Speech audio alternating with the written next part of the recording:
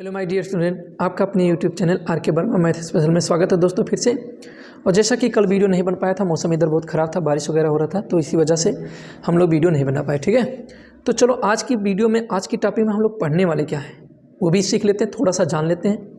जैसा कि मैंने क्वेश्चन दिया था, कुछ लड़कों ने उसका आंसर कमेंट में दिया, उनका तहे दिल से धन्यवाद कि उन्होंने अपने आंसर कमेंट में किए हैं। तो ये बहुत अच्छी बात है कि उनको हमारे वीडियो में इंटरेस्ट है, पढ़ रहे हैं, अच्छी बात है, अपनी जिम्मेदारी पूरी तरह से निभा रहे हैं। अब रही बात, मैंने कुछ क्वेश्चन दिया था, तो उसमें से जो लास्ट का क्वेश्चन था वो क्वेश्चन, यानी कि अगर देखा जाए तो 16वां क्वेश्चन आपसे नहीं लगा होगा, और बाकी कुछ लड़के लगाए थे, तो उसमें थोड़ी सी लॉजिक थी, थोड़ी सी वो कंटेंट में देखा जाए तो उसमें थोड़ा सा लॉजिक ये था कि कुछ ना कुछ थियोरेटिकल कंटेंट थे, तो उसको मैं बताऊंगा। चलो इसको भी देख लेते हैं कि एक क्वेश्चन आपके सामने बहुत बेहतरीन है, ये भी आपके बुक का ही क्वेश्चन है, और ये मैं आपको बता दे रहा हूँ, ध्यान से मेरी बात समझिएगा। ये पूर्व परीक्षा में पूछे गए सब प्रश्न हैं। ये बात आप ध्यान से समझिएगा मेरे दोस्त, इस बात का मैं पहले से प्रूफ दे दिया हूं। पूछे गए प्रश्न, सभी के सभी प्रश्न पूर्व परीक्षा में पूछे गए हैं, तो इस बात को आप अच्छे से ध्यान में रखिएगा। मैं ऐसा कोई कंटेंट नहीं ला रहा हूं कि जो आपको लगे कि कहीं ये फेक है, तो मैं अब आपके सामने पूरी तरह से जो पूर्व परीक्षाओं में पूछे गए क्वेश्चन है वो लाया हूं। देखो ये भी क्वेश्चन आपका पूछा गया 2019 में ही है। ठीक है, तो चलो अब हम सीखते हैं इस चीज़ को बहुत अच्छे से। क्या हमको सीखना बहुत अच्छे से, वो चीज़ें आपको मैं बताता हूँ। ठीक है, इस क्वेश्चन से पहले जो क्वेश्चन हमारा 16वां था उसको हम देख लेते हैं। और कह रहा था क्या क्वेश्चन, ये द्विघात समीकरण ax square plus bx plus c बराबर 0 का एक मूल दूसरे मूल का व्युत्क्रम है, तो निम्नलिखित में से क्या सही है। अगर आपको 16वां क्वेश्चन क्या है उसको देखना, तो आप जाके वहां पर देखिए। कह रहा क्या कि कोई द्विघात समीकरण है ax square plus bx plus c बराबर 0 के रूप का है, तो इसके जो मूल हैं वो एक दूसरे के व्युत्क्रम है। तो मेरे दोस्त एक अल्फा है और दूसरा उसी का व्युत्क्रम है, तो 1/अल्फा मैंने मान लिया। बात समझ में आया। तो अगर देखा जाए तो अल्फा प्लस बीटा का मान निकालने का कोई फायदा नहीं है। क्यों नहीं फायदा मेरे दोस्त? क्योंकि अल्फा प्लस 1/अल्फा, अल्फा स्क्वायर हो जाए तो कोई फायदा नहीं हो रहा है। लेकिन हमें प्रतिबंध, ऑप्शन में हमारे 4 ऑप्शन दिया था, चारों में से एक प्रतिबंध टाइप का था, उसी को हमें देखना था। तो हमने क्या कहा हमने कहा कि मूलों का गुणनफल कर लें, और ये होता है c/a मेरे दोस्त। तो ये दोनों कैंसिल आउट हो गए, तो 1 बचा, और ये c/a। तो इस तरह से देखा जाए तो a इक्वल a बन जाओ a हो जाएगा और बराबर c, a का मान c के इक्वल हो गया। बस इतना है आपको करना था। ठीक है, समझ में आई बात? तो चलो अब इस क्वेश्चन पर देखते हैं, 21वां क्वेश्चन देखते हैं, और 21वें क्वेश्चन में करना क्या है। बहुत बेहतरीन क्वेश्चन है। आप जब जैसे आप देखे होंगे ना, तुरंत आपके दिमाग में आया होगा कि अरे भाई ये क्या, ऐसे क्वेश्चन कैसे। तो चलो मैं वैसे ही क्वेश्चन अब लाऊंगा, पूरा का पूरा एकदम बढ़िया वाला। तो देखो ये कह रहा है abx स्क्वायर और प्लस वाला होना चाहिए। तो आपको मैं बता रहा हूं कि ये प्लस उधर में होना चाहिए और 0 होना चाहिए। तो कुछ करना नहीं है आपको, सिर्फ इस चीज को उधर भेज देना है पूरा का पूरा, और इधर कर देना है 0। हाँ, प्लस में था उधर गए माइनस। अब आपको मैं बता दूं कि इसका जब आप ब्रैकेट तोड़ोगे तो x इसके साथ में हो जाएगा, बोलो है ना, और फिर इसी का मल्टीपल, ध्यान से समझो, इस पूरे ब्रैकेट का x में मल्टीपल होगा। जैसे आप कहते हो कि x और y प्लस z हो, तो इस x का गुणा इसमें होगा तो x इंटू वाई होगा, और इसका इसमें होगा तो ये प्लस है तो प्लस लिख दो, और x से z, लेकिन यहाँ पर चिन्ह के साथ, यहाँ भी प्लस था यहाँ प्लस था, तो प्लस प्लस का मल्टीपल प्लस हुआ। तो वही काम हमको यहाँ करना है मेरे दोस्त। ठीक है, तो अब समीकरण को एक लाइन में सिर्फ मैं आपके सामने अच्छे से लिखना चाहूंगा। हो जाएगा abx स्क्वायर, और ये इसका जब मल्टीपल इधर करेंगे तो माइनस क्या हो जाएगा, a square plus b square plus 2ab, और कोष्टक में x, फिर इस माइनस का इस माइनस के साथ गुणा होगा प्लस, और होगा a square plus b square plus 2ab। ठीक है, और बराबर क्या बचेगा, 0 बचेगा। ये इस तरह से इतना आपका अब रियल में यही समीकरण बन गया। अब कह रहा क्या कि मूलों के व्युत्क्रम का योगफल। तो हम मान देखिए यहाँ पर कोई मूल दिया नहीं है, ध्यान से समझिएगा, यहाँ पर कोई भी मूल नहीं दिया है। तो जब मूल नहीं दिया है तो हम मूल मानते हैं अल्फा और बीटा, क्योंकि थ्योरी में हमको ये बताया गया था। तो मैं निकालता हूँ अल्फा प्लस बीटा। चलो नीले पेन से लिखता हूँ, थोड़ा अच्छा लगे आपको, क्योंकि भाई व्हाइट बोर्ड है ना। अल्फा प्लस बीटा बराबर माइनस बी भाई, तो माइनस पहले से है, और बी के जगह पे इतना बड़ा बी के जगह पे है, तो बी के जगह पे A square plus B square plus 2ab, अर्थात a प्लस बी का whole square, a plus B का होल स्क्वायर, और b माइनस में होता, ये माइनस में वैल्यू, यहाँ फार्मूले में माइनस, दोनों माइनस माइनस क्या हो जाएंगे, प्लस, और नीचे हो जाएगा ab। ठीक है। और अल्फा इंटू बीटा की बात करें तो सी बाई ए, सी की जगह पे ये, तो ये भी हो जाएगा ए प्लस बी का होल स्क्वायर और बटे क्या हो जाएगा मेरे दोस्तों, ए और बी। अगर आपको मैं बता दूं तो ये अल्फा प्लस बीटा का वैल्यू जो आया वही अल्फा इंटू बीटा का वैल्यू आया, तो जब देखा जाए तो दोनों वैल्यू सेम हो गए, मतलब मूलों का योगफल मूलों के इस गुणनफल के बराबर हुआ, तो हम कह सकते हैं भैया अल्फा प्लस बीटा बराबर अल्फा इंटू बीटा। फिर हमको करना क्या है, हम कहते हैं कि इनमें अल्फा इंटू बीटा से भाग दे दो, तो अल्फा बटे अल्फा इंटू बीटा और प्लस बीटा बटे अल्फा इंटू बीटा, और अल्फा बीटा में अल्फा बीटा से जब आप डिवाइड करोगे अल्फा इंटू बीटा और अल्फा इंटू बीटा, तो ये इससे कैंसिल हो जाए। देखिए मैं बेसिक से आपको सिखाना चाहता हूँ, आपका कैलकुलेशन स्टार्ट करना कर लीजिएगा, और वीडियो में मैंने आपको बताया, तीसरे वीडियो में बताया, ये चौथा पार्ट है आपका, तीसरे में भी बताया आपको, दूसरे में भी बताया, पहले में बताया कैलकुलेशन कैसे ईजी किया जाता है, छोटा किया जाता है। एक तो मैं बेसिक से आपको बताऊंगा ताकि इस वीडियो पर कोई नया लड़का आया हो तो उसका भी काम बन जाए। अब यहाँ पर देखा जाए तो इसका वैल्यू क्या हो जा रहा है, 1 बटे अल्फा, पहले अल्फा वाले को लिखता हूँ, प्लस 1 बटे बीटा बराबर क्या बचा 1, तो उनके मूलों का, उनके व्युत्क्रमों, मूलों के व्युत्क्रमों का योगफल कितना आया, 1 आया, और 1 आपका हो गया आंसर, बिल्कुल सही आंसर आया होगा। तो इस तरह के क्वेश्चन को मैं आगे बढ़ा रहा हूँ, ठीक है। चलिए 1 सेकंड रुकिएगा,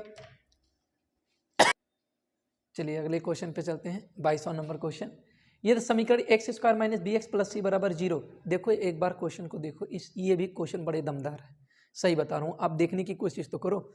देखो ये समीकरण x square minus B x plus C बराबर 0 के मूल 2 क्रमागत पूर्ण संख्याएं हों तो बी स्क्वायर माइनस 4ac का मान क्या होगा, मतलब बी स्क्वायर माइनस 4ac क्या होगा। ये भी बहुत बेहतरीन क्वेश्चन है, जो लड़का जल्दी में क्वेश्चन पढ़ता होगा तो तुरंत वो ये चीजें पूर्ण की वजह से पूर्ण वर्ग समझ लेगा। यही आपसे एक गलती होगी, पूर्ण जैसे पूर्ण आया तो आप अपने दिमाग में रटे हो कि पूर्ण वर्ग, तो ये पूर्ण वर्ग आप ले लोगे, लेकिन ऐसा कुछ आपको लेना नहीं है, ये आपकी गलती हो जाएगी।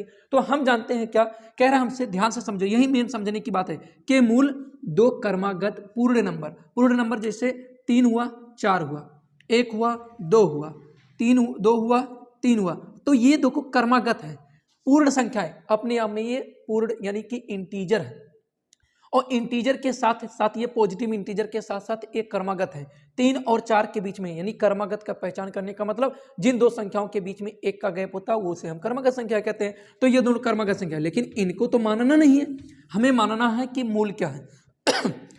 मौसम बहुत खराब है, ठंडक बहुत ज़्यादा है आजकल है। देखो जैकेट भी पहना था, लेकिन जैकेट पहनने पर घूम नहीं मिल रहा था ना, तो इसीलिए क्या नाम है जैकेट निकाल दिया, लेकिन ठंडक बहुत है।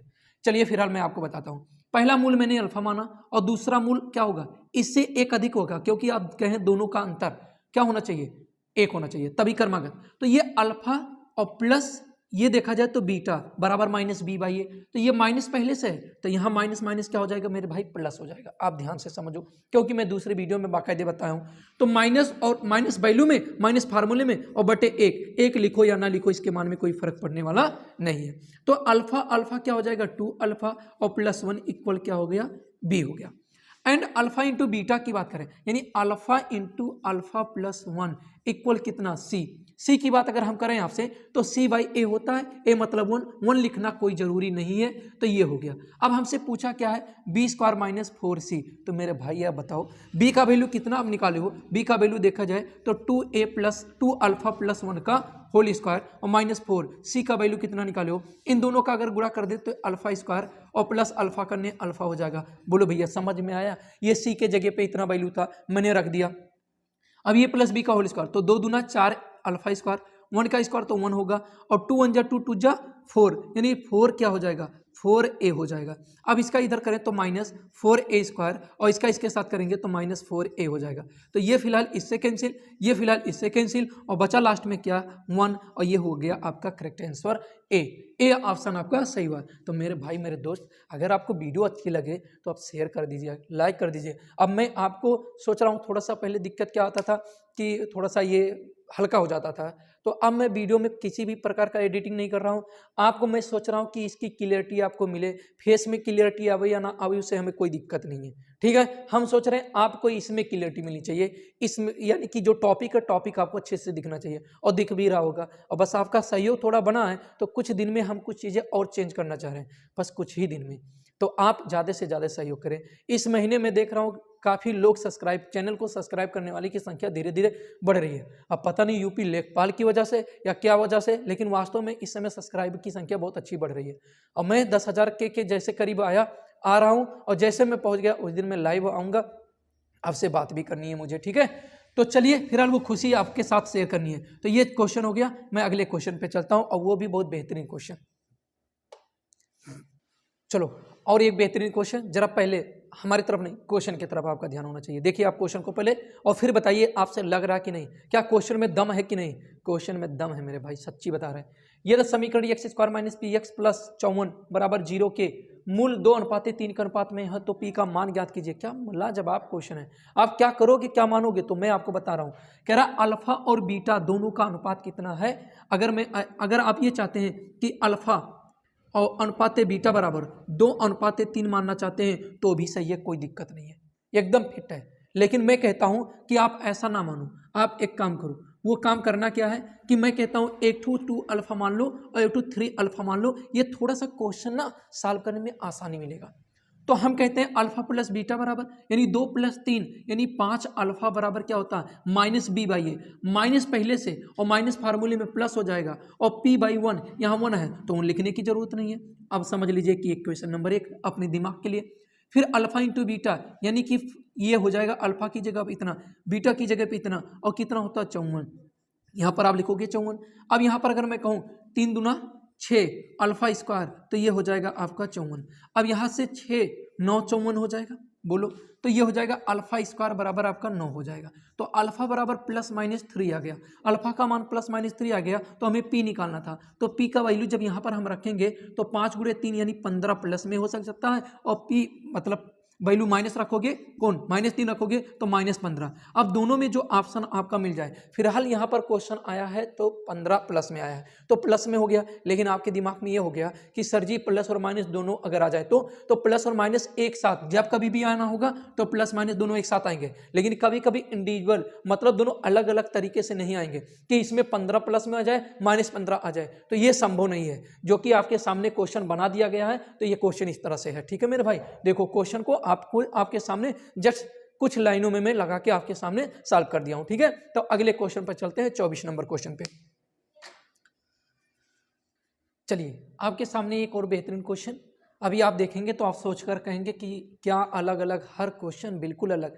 तो मेरे दोस्तों वही तो आपको सिखाना है, हर एक क्वेश्चन अलग अलग करके आपको सिखाने की कोशिश करनी है, वही तो बतानी है। तो कह रहा है बहुपद f(x) के मूल क्रमशः -1 -1 तथा 0, ये 0 है, तो f(x) क्या होगा।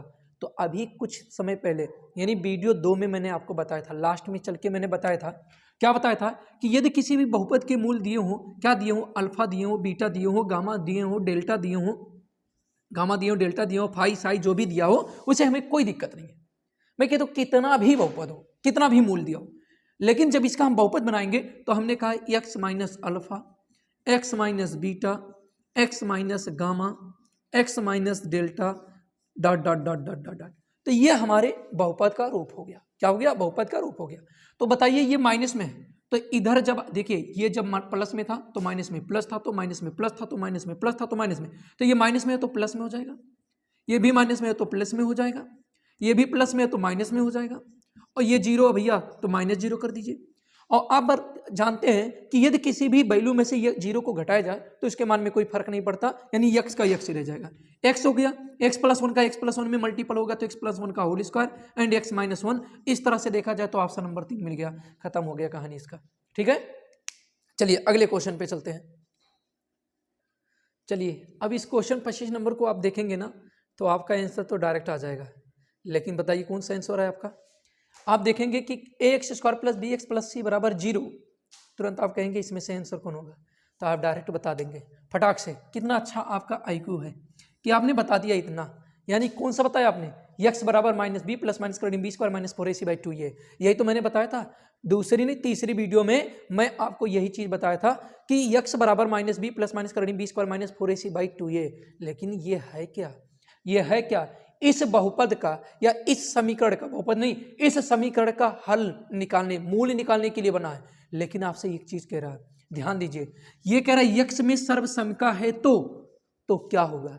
तो भैया ये होगा नहीं। सर्वसमका का मतलब ये होता है कि ऐसा कौन सा मान रखा जाए कि ये पूरा का पूरा जो बहुपद है इस टाइप का, यानी ये पूरा फंक्शन क्या हो जाए, शून्य हो जाए, क्योंकि हमें क्या लाना है, शून्य लाना, यानी संतुष्ट करने वाला वैल्यू। तो वो कौन सा वैल्यू होगा, ये होगा, नहीं होगा। अर्थात आप हो गए गलत। अब मायूसी मत लाइएगा चेहरे पे, आपको यहाँ पर सीखने को मिला, क्योंकि गलतियों से ही हम कुछ ना कुछ सीखते हैं। अगर आपसे कोई गलती होती है तो गलती बड़ी बात नहीं होती है, वहां पर आपको कुछ सीखने का मौका मिलता है। तो आप यहां पर जो गलती किए कि इसको देखकर डायरेक्ट सर जी आपने तो बताया था x बराबर -b प्लस माइनस करने में b स्क्वायर माइनस 4ac/2, ये बात तो एकदम सही है, लेकिन वो चीज आपको यहां पर समझना है कि पूछा क्या है, कह रहा है यक्ष में सर्वसमका है। तो यानी ये बहुपद सर्वसमका का मतलब ये हुआ कि इस वैल्यू में, यानी इस पूरे फंक्शन में यक्ष का ऐसा मान रखो कि ये पूरा का पूरा टर्म 0 हो जाए। तो यक्ष का मान अगर आप मान लेते हैं, आपके दिमाग से आ गया कि 0 रख दे, तो 0 मेरे भाई रखोगे तो यही दोनों 0 होंगे, लेकिन सी कभी भी 0 होगा नहीं। इसका मतलब क्या हुआ, अगर आपकी इच्छा कि सी को 0 रख दे, इसका वैल्यू रख दे, अगर मान लो इसको रखते हो तो कुछ और बन जाएगा, कुछ और बन जाएगा। आपकी इच्छा कि सी का मान 0 रखते हैं, एक्स का मान 0 रखते हैं, तो सी का मान 0 रखकर एक्स का मान भी 0 रखकर ये पूरा का पूरा पार्ट 0 हो जाएगा। लेकिन मैं आपको बताता हूं सर्वसमका को संतुष्ट करने का क्या कारण है, मैं आपको बताता हूं। सर्वसमका और हल में अंतर होता है। सर्वसमका का मतलब क्या होता है वो भी मैं आपको बता रहा हूं, और हल में क्या अंतर होता है ये भी। सर्वसमका का मतलब ये होता है कि इनके जो कोफिशिएंट है, इनके जो ये कोफिशिएंट है, इस कोफिशिएंट का मान ऐसा रखा जाए जिससे ये पूरा का पूरा 0 हो जाए। सर्वसमका मीनिंग ये हुआ। और अगर हल की बात करें तो x के जगह पे ऐसा कोई मान रखो, इस x के जगह पे ऐसा कोई मान रखो कि ये पूरा का पूरा वैल्यू 0 हो जाए। तो सर्वसमका के लिए इनके कोफिशिएंट को कुछ ऐसा रखो कि ये पूरा संतुष्ट कर जाए। और x की बात करें तो हल की बात करें या मूल की बात करें या शून्य की बात करें तो x के स्थान पर क्या रखा जाए कि पूरा का पूरा ये वैल्यू संतुष्ट कर जाए। ठीक है, तो ये चीजें अब ध्यान में रखने वाली चीजें थी। यानी हमें क्या रखना पड़ेगा, a बराबर 0, b बराबर 0, c बराबर 0। जब यहाँ पर a का मान 0 तो 0, b का मान भी 0 तो 0 हो जाएगा, और c का मान 0। तो इस तरह से तीनों 0 को जोड़ेंगे तो ओनली 0 हो जाएगा, और ये हो गया आपका आंसर, यानी डी ऑप्शन आपका करेक्ट हुआ है। बात समझ में आई? तो ये थी आपकी गलती। आपसे जो गलती होती है उस गलती को मैंने यहाँ पर आपको बता दिया कि आपसे ये गलती ना हो। ठीक है, चलो अगले क्वेश्चन पे चलते हैं।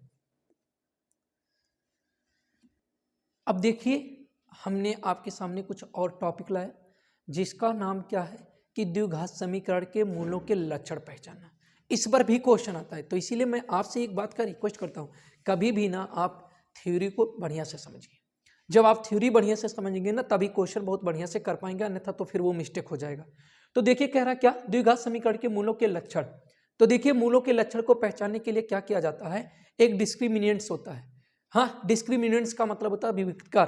अब विविधकर का मतलब क्या होता है कि उसे हम डी से दर्शाते हैं, और डी बराबर होता है b square minus 4ac। D बराबर बी स्क्वायर माइनस 4ac। अगर आप डी बराबर बी स्क्वायर माइनस 4ac निकालते हो तो इसके जो वैल्यू प्राप्त होंगे वो कई तरह से प्राप्त होते हैं। पहला कि इसका वैल्यू अगर बी स्क्वायर माइनस 4ac मिलता है, अगर वो 0 से बड़ा मिलता है तथा पूर्ण वर्ग मिलता है। ध्यान से समझिएगा कि मैं अगर वैल्यू इसका निकाला और वैल्यू निकालने के बाद हमको ये मिल गया 4, या हमको मिल गया ये 9, या हमको मिल गया इसका वैल्यू 16, या इसका वैल्यू मिल गया 25। अब इतना तो आप समझ गए होंगे कि मैंने जब यहाँ पर वैल्यू निकाला तो ये वैल्यू जो हमें मिला वो 4, 9, 16, 25 या ऐसी कोई पूर्ण वर्ग संख्या मिली, तो उससे क्या पता चलता है कि मूल तो वास्तविक होगा। अब देखिए वास्तविक का सबसे आसान तरीका, वास्तविक का मतलब क्या हो गया कि जो संख्या हमारी बड़ी 0 से बड़ी होगी वही वास्तविक ले लिया जाएगा। बात समझ में है? 0 या 0 से बड़ी कोई संख्या आती है तो वो मूल वास्तविक हो जाएगा। तो यहाँ पर हमने देखा कि पूर्ण वर्ग का भी वैल्यू हमने बता दिया, आपको समझा दिया कि पूर्ण वर्ग का मतलब ये हुआ कि बी स्क्वायर माइनस 4ac का जो वैल्यू आए वो कुछ इस तरह से अगर आता है, एक भी आएगा, इसी में एक भी आता है, अगर आपके दिमाग में होगा एक भी आता है तो मैंने एक भी लिख दिया। 1, 4, 9, 16, 25 ये संख्याएं आती हैं तो पूर्ण वर्ग में हुई तो हम कहेंगे कि मूल वास्तविक परिमेय तथा भिन्न भिन्न होगा। परिमेय का मतलब वो संख्या p/q के रूप में हो जाएगी। ठीक है, अब यहां पर हम आपसे कहते हैं कि यदि हमने निकाला ये बी स्क्वायर माइनस 4ac का वैल्यू निकाला और वो हमारा क्या आ गया, कुछ इस तरह से आ गया, 2 आ गया, 3 आ गया, 4 ना होके 5 आ गया, मतलब कोई पूर्ण वर्ग संख्या नहीं आती है पूर्ण वर्ग संख्या के अलावा, और 0 से बड़ी कोई संख्या आ जाती है तो उसे हम क्या कहते हैं, देखो पूर्ण वर्ग ना हो तो हम कहते हैं कि मूल वास्तविक होगा लेकिन मूल अपरिमेय होगा। अर्थात वो मूल जो होगा वो पी बाई क्यू के रूप में नहीं होगा, अर्थात भिन्न भिन्न भी होगा। देखिए दो चीजें सेम हो गई, ये तो आपका वास्तविक मूल वास्तविक होगा, मूल आपका भिन्न भिन्न होगा, लेकिन ये परमेय था, अब ये परमेय नहीं होगा। तो पूर्ण वर्ग में परिमेय, पूर्ण वर्ग होगा तो परिमेय, और पूर्ण वर्ग नहीं होगा तो अपरिमेय। बात समझ में? पूर्ण वर्ग का मतलब पूर्ण वर्ग परमेय, और पूर्ण वर्ग नहीं तो अपरिमेय। इनकार किया तो आ लग गया, ठीक है, यानी विलोम टाइप का लग गया। अब मैं आपसे ये कहता हूं कि बी स्क्वायर माइनस 4ac बराबर 0 हो, तब क्या होगा? तो भैया मूल वास्तविक होगा, समान होगा। मूल वास्तविक और समान का मतलब वो कुछ इस तरह से वैल्यू देगा कि x माइनस 2 का होल स्क्वायर बराबर 0, तो मूल इसका वैल्यू क्या आएगा? x बराबर क्या हो जाएगा? 2 हो जाएगा। तो यहां पर हम प्लस माइनस 2 लेते हैं। बात समझ में आया? तो ये चीजें हमें समझनी थी, ठीक है।